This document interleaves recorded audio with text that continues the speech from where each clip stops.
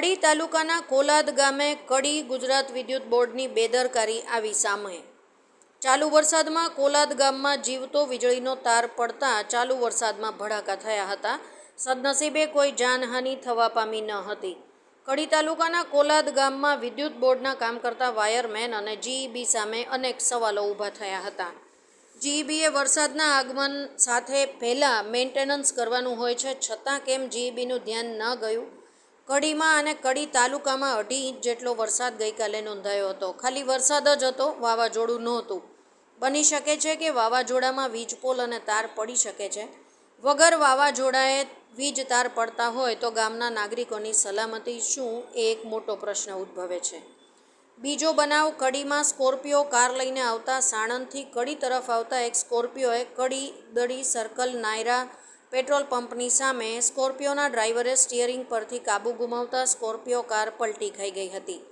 સદનસીબે ફેમિલીને નાની મોટી ઈજાઓ થઈ હતી। આજુબાજુમાંથી નાગરિકો ભેગા થતાં સ્કોર્પિયો કારમાંથી ફેમિલીને બહાર કાઢીને તાત્કાલિક 108 બોલાવી કડી હોસ્પિટલમાં દાખલ કરવામાં આવ્યા હતા। આ બનાવ ગઈકાલે સાંજે ચાલુ વરસાદમાં બનવા પામ્યો હતો। દરેક ફોર વ્હીલર ગાડી ચલાવતા અને ફેમિલી લઈને મુસાફરી કરતા વાહન ચાલકોને સ્પીડ ન્યૂઝની અપીલ છે કે ચોમાસાની સિઝનમાં ડ્રાઇવિંગ કરો તો ધીમા વાહન ચલાવવા, કારણ કે પહેલાં વરસાદમાં રોડ ચીકણા હોવાથી સ્ટિયરિંગ અનકન્ટ્રોલ થતા હોય છે।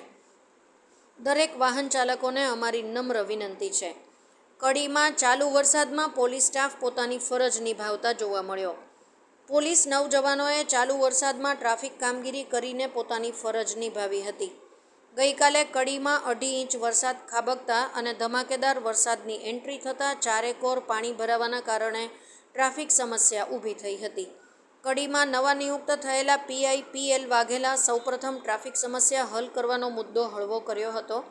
કડી પોલીસ અને પોલીસ સ્ટાફ પોતાની ફરજ ચાલુ વરસાદમાં ઈમાનદારીપૂર્વક નિભાવતા જોવા મળી હતી। સ્પીડ ન્યૂઝ 17 સાથે ઇસ્માઇલ ઘાંચી, કડી।